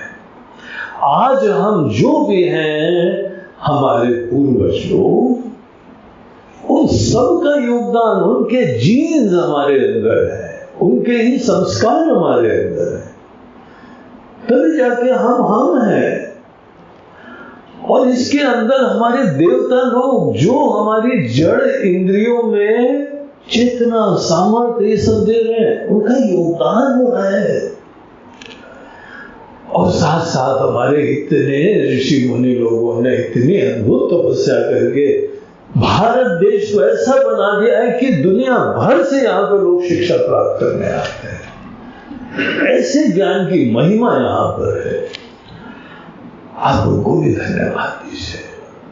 कहीं पर भी नदी आदि में विशेष रूप से आदमी जाके स्नान करता है, तीर्थ में करता है, पूजा करता है, कोई अनुष्ठान करता है, सदैव 3 प्रकार के तर्पण देना और 3 दिशाओं में देख के मोड़ के दिए जाते हैं। उसका सिस्टम जान लेना चाहिए, सीखना चाहिए। पितरों को तर्पण देने के लिए दक्षिण दिशा में मुड़ते हैं। ऋषियों को तर्पण देने के लिए हम हिमालय की दिशा में, उत्तर की दिशा में होते हैं। तीनों दर्पण इस तरह जो है मोड़ो और वहां पर अर्पण करो, धन्यवाद करो। एक ऐसा एहसास उत्पन्न होता है कि आई एम सो ब्लेस्ड, हमारे को कितनी कृपा बरस रही है और हम जीवित हैं और ये परिस्थितियां हमको प्राप्त हो रही है, इतनी सुंदर दुनिया हमको प्राप्त हो रही है। देखो, देखने की बातें होती हैं। तुम्हारी धन्यता के लिए तुम इतने से ही परम धन्य हो सकते हो। तुम जीवित हो, तुमको धन्य होना चाहिए। सवेरे उठते उठते बच्चों को एक श्लोक सिखाया जाता है, कराग्रे वसते लक्ष्मी, कर मूले सरस्वती, कर मध्य तो गोविंद, प्रभाते कर दर्शन। बच्चे जब ये करे मत भूलना, नमाज नहीं पढ़ो। एक जने यहाँ बच्चे लोग पढ़ रहे थे तो एक सज्जन बोला, नो नमाजी, बोले स्वामी जी नमाज नहीं पढ़ रहे हैं। अब उसी को बेचारे को पता नहीं था, वो बहुत ही धर्मनिष्ठ है, स्वाभिमानी है, लेकिन ये पता नहीं था। हम लोग सवेरे सवेरे उठते हुए बच्चों को ये शिक्षा देते हैं, कराग्रे वसते लक्ष्मी, हमारे हाथ के टॉप मोस्ट एरिया में लक्ष्मी जी का वास है। तुम कुछ भी हाथ से करके लक्ष्मी जी को ही मुक्त कर सकते हो, तुम्हारे हाथ की बात है। ज्यादा टेंशन मत लो लक्ष्मी जी की प्राप्ति में। बुद्धिमत्ता से हाथ का यूज करो, तुम तुम्हारे हाथ की बात है। इसीलिए सवेरे सवेरे श्लोक बोलते हैं, कराग्रे वसते लक्ष्मी, कर मूले सरस्वती, तुम्हारे ही हाथ के मूल में, तुम्हारे व्यक्तित्व के मूल में अच्छा ज्ञान होना चाहिए। कर मध्य तो गोविंद, और सेंटर में तो वही गोविंद भगवान ईश्वर विराजमान है। ऐसी सोच से प्रारंभ करते हैं प्रत्येक दिन। और पृथ्वी के ऊपर हाथ लगाता है, पैर रखता है, उससे पहले पृथ्वी माता जी को भी जो है वह प्रणाम करते हैं। कितनी दिव्य पृथ्वी होती है, यहाँ से ही अनाज उत्पन्न होता है, गर्भार होता है, सुंदर प्रकृति होती है, दृश्य होता है। पृथ्वी माता को प्रणाम करना सीखो। देखो, ये सब भिन्न भिन्न प्रकार से धन्य होके जीने के तरीके हैं। और कुछ लोग जब इन चीजों का संस्कार और शिक्षा नहीं होती है तो उनकी धन्यता होती है केवल हमारा जो है ना वो बैंक बैलेंस कितना है, बड़ा ढेसी काम है। उनकी जो है ना वो तृप्ति बहुत ही क्षणिक किसी दूर फ्यूचर में पड़ी हुई है, तब तक वो टिके ना टिके वही भरोसा नहीं है। ऐसी चीज में संतुष्टि रखते हैं। तुम्हारे होने मात्र में धन्यता रखो, आशीर्वाद दे। और जब तुम धन्य हो तो जो भी हमको आशीर्वाद दे रहा है उसका प्रतीक होना चाहिए, उसकी खूब प्यार से सेवा होनी चाहिए। यज्ञ में हम लोग अग्नि देवता का आवाहन करते हैं, जो आपके इष्ट देवता है। आप अग्नि में अपने इष्ट देवता को देखो, शिव जी को देखो, राम जी को देखो, कृष्ण जी को देखो, माता जी को देखो, हनुमान जी को देखो। मूल रूप से सभी एक ही हैं ये, लेकिन एक विशेष रूप में प्रकट होते हैं। उनके प्रति आप खूब थोड़ी देर के लिए सेवा की वृत्ति रखिए। कुछ नहीं मांगना, मांगना जो है ना बड़ा डेंजरस काम होता है। मांगने में आप ये बोलते हैं कि बाबा वैसे तो आप ज्ञानी हैं लेकिन ये पता नहीं है आपको, इसलिए बता देते हैं। ये कैसे तुम्हारी श्रद्धा है? वैसे तो गुरुजी आप काफी समझदार हैं, लेकिन किंतु परंतु ऐसे कर देंगे तो ज्यादा अच्छा होगा, ये हमको दे दो जरा। उस दिन तुमको क्या देना होगा ये हमारे डिस्क्रिप्शन पे छोड़ो ना, हमारे विवेक पे छोड़ो। भगवान से सदैव ऐसी तरह से तुमको तालमेल रखना चाहिए। तुम कभी मांगी लाल होके नहीं जियोगे, सदैव सेवक होके जियोगे, प्रेमी होके जियोगे। अगर जीवन के हर पल में ये तुमने ऐसी प्रोग्रामिंग अपने मन की कर ली कि सतत तुम्हारा जीवन ही देने के लिए है, तुमको कौन सा प्रॉब्लम होगा? देने वाले को कोई प्रॉब्लम नहीं होता, लेने वाले को ही होता है। देखो जीवन में, और देने में कभी अभिमान मत करना। मैंने एक सज्जन ने हमारे गुरुदेव को एक जाके शॉल दी, तो दूसरे दिन वो आए सवेरे प्रवचन में, तो दूसरी शॉल पहने हुए थे। तो पूछते गुरु जी वो शॉल पश्मीना की है, हम आपके लिए कश्मीर से लाए थे, आप एक दिन ट्राई करिए। बोलते तुमने दी थी कोई शॉल? बोलते हाँ, आप यहाँ बैठे थे ना, वही पैकेट दिया था ना हमने। बोलते तुमने कहाँ दिया? अब इनको बड़ी टेंशन, यार पश्मीना की शॉल कश्मीर से लाए और सबके सामने गुरुजी को दिया था, राइट टाइम में उधर दिया था, सब देख रहे थे, ऐसे समय दिया। ये पश्मीना आपके लिए, लेकिन उन्होंने नकार दिया, तुमने दिया ही नहीं। अब वो बेचारा बड़ा चिंतित, पूरा मिशन फेल्ड। तो बोला गुरु जी आप यहाँ बैठे थे, उनने अच्छा जो पैकेट दिया वो तो रखा हुआ है, बस तुम्हारे पैकेट है। बोलते हमारा समझे नहीं कुछ, आपके लिए था, नहीं वो हमारा कहाँ है? तुमको पता है देना बोलते हैं अपने ओनरशिप राइट्स का ट्रांसफर। वो तुम्हारा पैकेट है, अभी भी रखा, भी हमारा नहीं हुआ है अभी तक तुम्हारा है। अगर तुम्हारा है तो देखो हमारे सिद्धांत में किसी की चीज छूटे नहीं है, तुमने रखा हुआ है, पूरा एज इट इज सिक्योर रहेगा हमारे पास, और जब भी तुमको चाहिए वो ले लो। तो गुरुदेव हम समझ गए हमारी एटीट्यूड में कुछ गलती थी, अभिमान था, आई एम सो सॉरी, हम जो आपको दे दिया अब हम पूछेंगे भी नहीं तो सवेरे हम थोड़ी बोलते हमने शॉल दिए वो कहाँ है? बोलते अभी भी तुम्हारी शॉल है क्या? तुम्हारी शॉल है तो हम नहीं पहनेंगे हम अपनी शॉल ही पहनेंगे। अगर तुमने हमको दे दी तो हम आज पहने, कल पहने, नहीं पहने, किसी और को दे दें, that is none of your business, क्योंकि हमारी शॉल है। हाँ गुरु जी होना तो ऐसे चाहिए था, लेकिन एक आसक्ति बनी हुई थी। एक कहा जाता है रामकृष्ण परमहंस जी के पास कोई व्यक्ति आया और सोने की गिन्नी दी उन्होंने। सोने की गिन्नी देने का अंदाज वैसे था जैसे इन सज्जन का शॉल देने का था, मैंने दी है जो। तो उन्होंने बोला कि चलो हम लोग गंगा जी में स्नान करने जाएं। तो कलकत्ता में दक्षिणेश्वर मंदिर का जो अगर कोई गया है तो बिल्कुल पास से ही गंगा जी बहती है। तो बोला चलिए ठाकुर जी, उनको सब लोग ठाकुर ठाकुर बोलते थे, बोला चलो। तो वहां पे गए और उन्होंने वो गिन्नी ली उनके सामने, गंगा जी में डाल। अरे ये क्या कर रहे हैं आप, आपने गिन्नी गंगा जी में डाल दी? महाराज जी गिन्नी थी सोने की।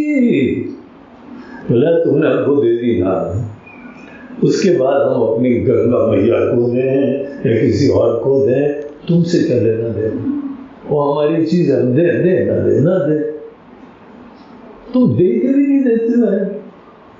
तुम इतने अभिमानी रहते हो कि देने के बाद हमने दिया है। तो जो व्यक्ति भगवान के प्रति भक्ति रखता है, ऐसी भक्ति, डायनेमिक भक्ति, इन एक्शन, व्यवहार के अंदर ओतप्रोत, आपको जो भक्ति निश्चिंत कर दे, निरभिमानी कर दे। भक्ति तो निरभिमानी करनी चाहिए। भक्ति केवल हमारे मन के लिए थोड़ी देर का सुकून थोड़ी है। भक्ति हमारे मन के लिए थोड़ी देर भाव विभोर होना थोड़ी है। भक्ति अपने अंदर से कर्तापन के अभिमान को ही बाधित कर देना है। भक्ति प्रति क्षण धन्य रहना है। भक्ति के उपरांत अपने लिए जीना ही नहीं होता है। हमारे जीवन के अंदर, आपके जीवन में कोई बहुत प्रेमी आ जाए, अगर आ जाए, आप अपने लिए कहां जीते हैं? उसके बाद कोई इतना ध्यान देता है आपका, आपकी माता जी है, किसी की पत्नी है, किसी की बहन है, किसी के कोई भी व्यक्ति हो, अगर कोई आपके प्रति बहुत प्रेम रखता है, आपके अंदर चिंता खत्म हो जाती है।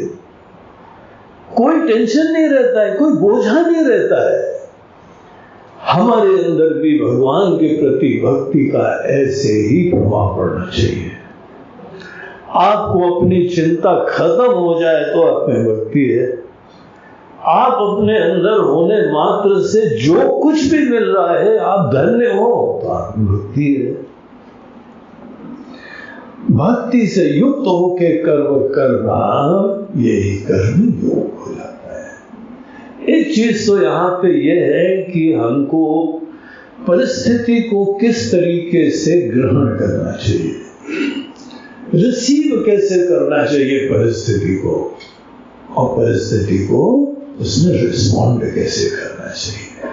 कर्म के ये दो पहलू है, और इन दोनों में ही दुनिया में विकार और टेंशन होते हैं। तेरा ध्यान दो, हमको कोई परिस्थिति ऐसी आ गई है तो हमको चिंता हो रही है, रोना हो रहा है, अभिमान हो रहा है। उस आदमी में कोई भी नम्रता नहीं है कि भगवान की कृपा बरस रही है। क्या भगवान हमको कुछ सिखाना चाहते हैं, चुनौती दे रहे हैं? अगर आप ये सब चीजें ईश्वर से जोड़ते हैं, आपको व्यक्तिगत तनाव, टेंशन, स्ट्रेस कुछ नहीं होगा, आपको अभिमान नहीं होगा। इसी दुनिया में अभिमान और तनाव से मुक्त होकर आप जिएंगे। ये तो हो गया परिस्थिति कैसे रिसीव करते हैं। और यज्ञ में हमको ये बताया जाता है, जो तुम करते हो किस भाव से करते हो। तुम्हारे सामने देवता विराजमान है, बहुत समर्थ है, और तुम उनके लिए सब कुछ अर्पण कर रहे हो। कोई अपेक्षा नहीं है। अगर वो समर्थ है तो हमको उनको बोलना थोड़ी पड़ता है। हम अपने गुरुदेव के पास गए, हम उनकी सेवा करते हैं, उनको बताते हैं, गुरु जी वाला ज्ञान दो, इतना वाला देना, थोड़ा अच्छी तरह से देना, पूरा मन लगा के देना, पूरा ध्यान से देना। आपका ध्यान बटना नहीं चाहिए हमको ज्ञान देने के समय। आप पूरा जो है समय देना हमको। बोला अच्छा ये पढ़ा ले, उसके बाद बेटा क्या पढ़ा है। हम जो पढ़ा रहे हैं वो भी शिष्य बताए, और वो भी कैसे पढ़ा रहे हैं वो भी शिष्य बताए, तो हम काहे पढ़ा रहे हैं? इतने ज्ञानी हो तो हम तुमको क्यों बताएं? देखो हम लोग कैसे समझ जाते हैं। इसीलिए गुरु के पास जाना बहुत इंपॉर्टेंट होता है। खुद आगे बढ़ के जाना चाहिए, सेवा करनी चाहिए। वो जो भी करते हैं, हमारा काम है उनका दिल जीतना। और ज्ञानवान का जब दिल जीतेंगे तो क्या देंगे? वो ज्ञान ही देंगे, बेस्ट पॉसिबल ज्ञान देंगे तुमको, और दिल से देंगे। वहां पे 6 के 7 बज जाएंगे तो भी देते रहेंगे।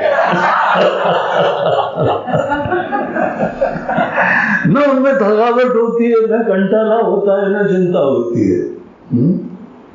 अब उनका काम ही ज्ञान देना, हमको कुछ और आता नहीं है भाई। तुम किसी सेठ जी के पास उनको खुश करो तो सेठ जी क्या देंगे? नोट निकाल के देंगे ना। किसी डॉक्टर के पास जाके तुम उनको बहुत स्नेह से सेवा करो, डॉक्टर साहब तुमको जो है वह संजीवनी बूटी भी दे देंगे। यही है उनके पास, और कुछ थोड़ी है। जिसके पास तुमको जो चाहिए इतनी स्मार्टनेस रखो बस। तुम्हारी जरूरत है, अगर हेल्थ की प्राप्ति की है तो किसी हेल्थ एक्सपर्ट की खूब दोस्ती करो, खूब सेवा करो, इतनी आत्मीयता रखो कि वो तुमको ऐसे ऐसे सीक्रेट बताएगा जो किसी को नहीं बताएगा। जिसकी सेवा प्रेम से करो, जिसका दिल जीतो, वो अपनी तरफ से आपको करता रहेगा। ये यज्ञ के भाव की सीक्रेट होती है। और इसमें हम ये बता रहे हैं कि आप अपने गोल्स आइडेंटिफाई करो और उन देवता के पास जाके सेवा करो। हमको ज्ञान की प्राप्ति करनी है। हमने सरस्वती मैया के चरण पकड़े, सरस्वती मैया के हम खूब भजन करते हैं, सेवा करते हैं, उनको हम नहीं बोलते हैं कि माता जी यही वाला देना, इतना ज्ञान देना, वही वाला देना, वो ग्रंथ पढ़ाना। हम उनको क्या बोले? हम अपने गुरुदेव को नहीं बोलते हैं, हम उनके केवल स्नेह के भागी बनते हैं, हम उनकी सेवा करते हैं। यज्ञ भाव में बड़ा सिंपलिसिटी है, बड़ा स्ट्रेट फॉरवर्ड काम है। प्यार से किसी से जुड़ो और उसको उनकी स्वतंत्रता की अभिव्यक्ति करने का मौका दो। और इसीलिए कोई मांगने की जरूरत नहीं, बेवकूफी होती मांगना, अभिमान होता है मांगना, अश्रद्धा होती है मांगना। अगर कोई बहुत ज्ञानी है तो उनको आप कैसे बताओ? आप म्यूजिक सीखने गए किसी भी म्यूजिशियन के पास, उसको आप बताते हो कि हमको वो राग सिखाओ, तुम किसके हो गए हो, हम पे छोड़ो ना, तुमको सब राग और हम द्वेष बता देंगे।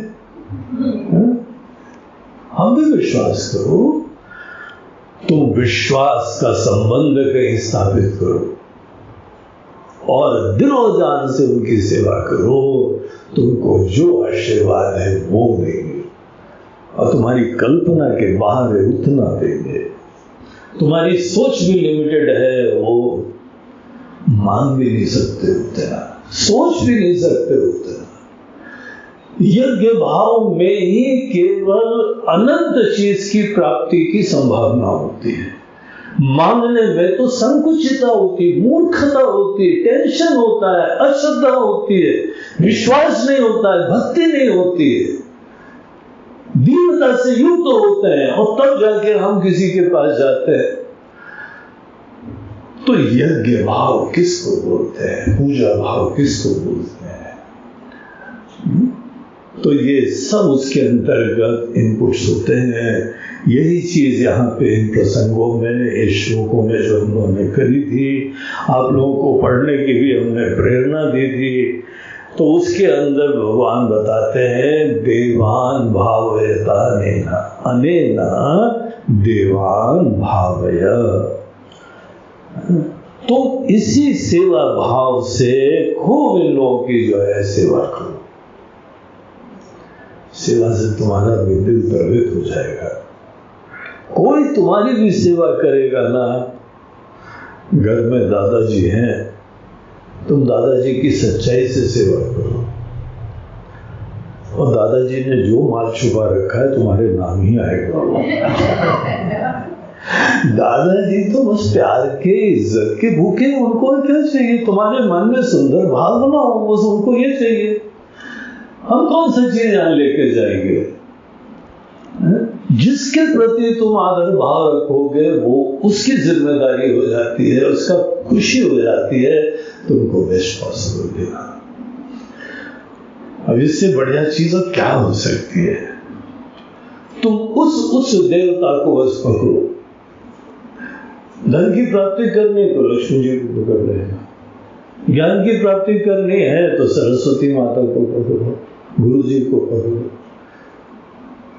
स्वस्थता की प्राप्ति करनी है तो डॉक्टर को पकड़ो, फिजिकल ट्रेनर को पकड़ो। खूब बहुत इज्जत से, प्यार से तुम जुड़ो, तुमको बेस्ट पॉसिबल देगा। हर इंसान का यही नेचर होता है। तो कर्म योग उस प्रकार की चीज को बोलते हैं। ये व्यक्ति धन्य है, ये स्मार्ट है, सबको खुशियां देता है, इज्जत देता है, और आप जहां जहां जाते हैं सबको इज्जत और प्यार देते हैं। आपको सब लोग जो है रेसिप्रोकेट करेंगे, रिस्पॉन्ड करेंगे। आप यहाँ छोटा सा प्रयोग करो कि जिसको मिलो उसको बहुत ही प्यार से अभिवादन करो, राम राम करो, हरिओम करो, प्यार से, सच्चाई से, नाटक से नहीं, पूरी भावना से अभिवादन भी करो, उनकी खुशहाली भी पूछो। और ये सब आप सबसे ऐसे करेंगे तो देखिए दूसरे दिन से आपको सब अपनी तरफ से मुस्कुरा के देखेंगे। अरे ये आगे देखो, हाँ भैया कैसे हैं आप, आपकी दुनिया बदल जाती है। कर्म योग में दूसरे को खुशियां देने की प्रधानता है, लेने की नहीं है। लेने की जिसको चिंता है वो अभागा है, उसके अंदर वास्तविक शिक्षा का अभाव होता है। तो यहां भगवान बोलते हैं देवान, देवताओं को, अनेकों समर्थ शक्तियों को हम लोग देवता बोलते हैं। भिन्न भिन्न दुनिया में समर्थ शक्तियां हैं, उसके अधिष्ठाता होते हैं, देवता होते हैं। उन देवताओं को भावय, तुम खूब भावना से उनकी सेवा करो, आराधना करो, गुणगानी गाओ, सत्कार करो, नमस्कार करो, सच्चाई से। रिचुअल मत बनाना, कर्म कांड मत बनाना। कर्म कांड उसको बोलते हैं जहां पे कोई कर्म करता है औपचारिकता से, बगैर भावना के आप कोई कर्म करते हैं उसको रिचुअल बोल दिया जाता है। जैसे हम लोग 26 जनवरी 15 अगस्त के दिन जो है ना झंडा वंदन करते हैं, कितने लोगों में भावना होती है, जिसमें होती है उसका तो चेहरा अलग दिखाई पड़ता है। जब आप भगवान के मंदिर में भी जाते हैं कोई भावना नहीं है, बस ये पूरा काम पूरा करना है। मंत्र भी याद कर लिए हैं, याद नहीं करेंगे तो गुरु जी चिल्लाएंगे, चीखेंगे। हमारे गुरु जी बहुत चिकित्सा दिलाते हैं, याद कर लो, अच्छा है, जब मेरा बंद होगा निपट गया। अब दिमाग कहीं और था, भावना थी नहीं थी, कोई मतलब ही नहीं है, कोई इंप्रूवमेंट नहीं होगा। वर्षों तक आदमी ये काम करता रहेगा, कोई फर्क नहीं पड़ेगा। भावना हो, धन्यता हो, खुशी हो, भगवान खड़े हुए, सोचो आपके कर्मों में, आपकी आंखों में, आपके हाथ पैर में अलग स्थिति हो जाती है। आप देवताओं को सत्कार करिए, किसी एक को पकड़ो। हम लोग को वहां कहा जाता है एक इष्ट देवता पकड़ लो और उनकी सेवा करो। तुम्हारे लिए तुम्हारे इष्ट देवता जगदीश्वर के प्रतीक होते हैं, दुनिया के मालिक होते हैं, आपके स्वामी होते हैं। उनका सदैव सत्कार करो, भजन करो, पूजन करो, आहुतियां दो, जो कुछ तुमको मिले ना पहले भगवान को दो। तुम्हारी लिए अगर प्रिय होंगे तो तुम करोगे। बढ़िया लड्डू मिला बोलेंगे हम अपने गोपाल जी को खिलाएंगे, पहले हमारे राम जी बैठे हुए हैं, हनुमान जी बैठे हुए हैं, हमारे बाबा जी बैठे हुए हैं, ये पहला भोग उनको लगाए। हम लोग यहाँ भोजन करते हैं, पहला भोग भगवान को पहले लगाया जाता है, नैवेद्य चढ़ाते हैं, तब भोजन करते हैं। बनाते सिंपल सा, स्वच्छ सा, अच्छा सा बनाते हैं, लेकिन वो प्रसाद बना देते हैं, नैवेद्य चढ़ाते हैं और प्रसाद ले आते हैं। उनकी कृपा से युक्त होते हैं। यहाँ पे आश्रम में हम लोग एक प्रसाद के समय श्लोक भी बोलते हैं, प्रसादे सर्व दुखानां हानिरस्य उपजायते। प्रसाद से आपके समस्त दुखों की हानि होगी। आप लोगों ने देखा होगा ये स्वामी जी जो है ना प्रसाद देते समय बोलती नहीं, बोलती हैं तो कई बार भूल गई होंगी, लेकिन सामान्यतः ये बोलती है। तो प्रसादे सर्व दुखानां, अगर प्रसाद बुद्धि रखी तो समस्त दुखों की हानि रस्य उपजाए, सबकी हानि हो जाएगी, खत्म हो जाएंगे। प्रसाद बुद्धि की सुंदरता है। तो देवताओं को देवान भावतानेन और ये स्वाभाविक है, ये दुनिया की रीति है। तुम अगर देवताओं की इज्जत करोगे, स्नेह रखोगे, तो वो रेसिप्रोकेट करेंगे, वो तुम्हारे प्रति स्नेह की वर्षा करेंगे। ते देवा भावयन्तु वः परस्परम भावयन्तः। तुम देवताओं को, समर्थ हमारे दूतों को, सब देवता भगवान के दूत होते हैं, देवता ईश्वर को नहीं बोलते हैं, देवता भगवान के समर्थ दूतों को बोलते हैं। आप इनको ही जाके खूब सेवा करो, इज्जत से पेश आओ, ये आपको अनुग्रहित करेंगे। ये दुनिया की डिजाइनिंग ऐसे हमने करी है। और तुम एक दूसरे को परस्पर, एक दूसरे को ऐसे स्नेह से, प्यार से सब कुछ योगदान देते रहो। श्रेय परम वाप्स्यता, इससे ही तुम परम श्रेय की प्राप्ति के मार्ग पर लग जाओगे। कर्म में इस अंदाज से जीना, यही जो है कर्म योग हो जाता है। इष्टान भोगानि वो देवा दास्यन्ते यज्ञ भाविताः। जो यज्ञ की भावना से, यज्ञ की भावना से इज्जत, प्यार, धन्यता, इस भावना से जब अपने देवताओं को वो लोग खूब सेवा करते, कोई जाने न जाने, कोई देखे न देखे, ये व्यक्तिगत हमारी और देवता की बात है। आपको जो जो इष्ट चीजें होंगी, जो जो आवश्यक चीजें होंगी, वो जरूर देंगे। इष्टान भोगान ही वो देवा दास्यन्ते यज्ञ भाविताः।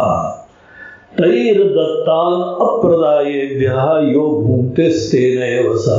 अब देवता तुमको दे रहे, जीवन की परिस्थितियां मिल रही हैं, अपॉर्चुनिटीज मिल रही है, अच्छे लोग मिल रहे हैं, इज्जत मिल रही है, खाने पीने का जो है वो सब जुगाड़ हो रहा है। अगर तुमको कुछ भी दुनिया से मिल रहा है, तुमको ऐसे देखना चाहिए ये हमारे देवता ने दिया है। अगर देवता दे और तुम बगैर दिए हुए उसका भोग करो, देखो भगवान कितनी डेंजरस चीज बोलते हैं वो व्यक्ति जो किसी से लेता है लेकिन कोई भावना के अभिव्यक्ति नहीं करता है, धन्यता नहीं रखता है, बल्कि अपनी पीठ ठोकता है, मैंने करा, मैंने प्राप्त करा, मैंने मेहनत करी, दिया किसी और ने। तुम्हारे अनेकों जो है ना कलीग्स होंगे, एम्प्लॉइज होंगे, स्टाफ होगा, सबको तुम किसी को श्रेय मत दो, मैंने किया। थोड़े दिन में पता लगेगा सब छोड़ के चले जाएंगे। भगवान उसके लिए वर्ड यूज करते हैं स्तेन वसा। वो अर्जुन चोर आदमी, हम चोर व्यक्ति की निकृष्टता उस व्यक्ति में देखते हैं जो देवताओं से प्राप्त अनुग्रह के बारे में सोचता भी नहीं, कोई धन्यवाद भी नहीं देता है। और देवताओं को कुछ नहीं चाहिए, तुम बड़े असमर्थ हो, बड़े छोटे से यहाँ प्राणी हो, तुम क्या दोगे? तुम केवल 2 शब्द धन्यवाद का दो, विनम्रता का परिचय दो। और दूसरी तरफ से यज्ञ शिष्टाशन संता मुच्यन्ते सर्व के विषय। अगर कोई व्यक्ति यज्ञ शिष्टाशिना हो, एक व्यक्ति का नाम है, किसका नाम है? जो कि यज्ञ में सेवा के बाद जो भी अवशिष्ट बचता है, सब भगवान को हमने सेवा करी, जो भी अवशिष्ट बचता है उसी का ही अशन, उसी का ही पान करता है, उसी का कोई खाता है, यज्ञ का प्रसाद ही खाते हैं।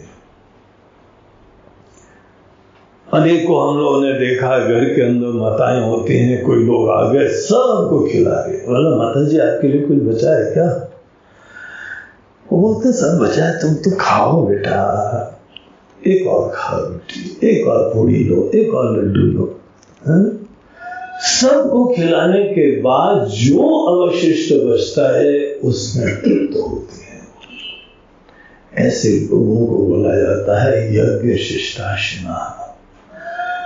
जो ऐसे लोग होते हैं जो सेवा में ऐसे सबको तत्पर रहते हैं, खुशियां देते हैं, काम करते हैं, जो बन जाए उसमें संतुष्ट रहना जानते हैं, खुश रहना जानते हैं, उनकी खुशी बड़ी अलग होती है।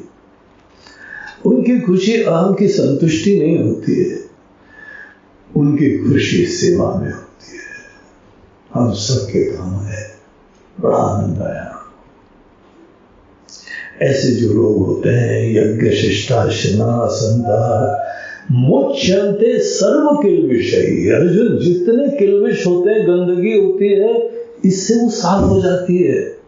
मन की टेंशन, विकार, अभिमान, सब चीजें इस एटीट्यूड से अर्जुन साफ होती है। तुम अपने बारे में निश्चिंत रहो, दूसरों को मौका तो दो तुम्हारी चिंता करने का। तुम इतने सेल्फ रिलायंट हो कि हम तुम्हारी चिंता कर ही नहीं पाते हैं। तुम अपनी चिंता न करो तो सब तुम्हारी चिंता करेंगे। ये एक्सपेरिमेंट करो। एक दिन घर में सबको खिलाना, तुम मत खाना। कितना भी स्वार्थी जड़ इंसान होगा ना, वो पूछेगा, पापा आपने नहीं खाया कुछ, मम्मी आपने नहीं खाया कुछ, आपने तो सभी खिला दिया। नहीं, अब हम आपके लिए बनाते हैं कुछ, आज हम अपने हाथ से आपको बना के खिलाएंगे। दुनिया ही अलग हो जाती है यार, एक चांस तो दो। तुम इतने सेल्फ रिलायंट हो कि दूसरे बोलते हैं रहो रिलायंट, हमको कोई मतलब नहीं। यज्ञ शिष्टाशन संता मुच्यन्ते सर्व किल्बिषयी। और दूसरी तरफ से जो ये सब नहीं करता है, भुंजते ते तु अघम पापा। जो ऐसा नहीं करते हैं वो पाप खाते हैं। ये भगवान बोल रहे, देखो तुम पाप खाते हो कि पुण्य खाते हो। तुम प्यार से सबकी सेवा करके अपने अंदर संतुष्टि का भी आनंद लो। और एक बार ट्राई तो करो, बड़ा मजा आता है। उस टाइप का जीवन तुम जीना चालू करो। बाकी सबको कन्विक्शन अपना फॉलो करने दो, तुम जरा अलग बनो अपने हिसाब से। गीता के ही तुम स्टूडेंट बनो, भगवान कृष्ण के जो है वहां अनुरागी बनो, और ऐसा जीवन जियो। ऐसा जीवन जीना ही भगवान के उपदेशों को अपने जीवन में उतारना ही भगवान की भक्ति है, के प्रति श्रद्धा है। ये पचन्ति आत्म कारणात्, जो स्वार्थ से प्रेरित होते हैं वो पाप खाते हैं। जो निस्वार्थ होकर प्रेम से सबके लिए जीते हैं, उनका मन सब विकारों से मुक्त होता जाता है। इस तरीके से ये यहाँ यज्ञ भाव से कर्मयोग का रहस्य हमको सिखाया। अब आगे पूरी प्रकृति में ही यज्ञ होता है, ये प्रसंग आगे है जो कि अब हम लोग कल करेंगे।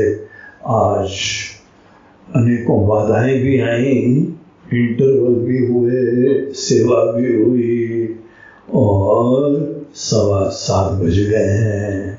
अब आरती वारती भगवान की करके फिर आप तो भोजन करिए। अब करके ओम पूर्णमदः पूर्णमिदं पूर्णात् पूर्णमुदच्यते पूर्णस्य पूर्णमादाय पूर्णमेवावशिष्यते। ओम शांति शांति शांति।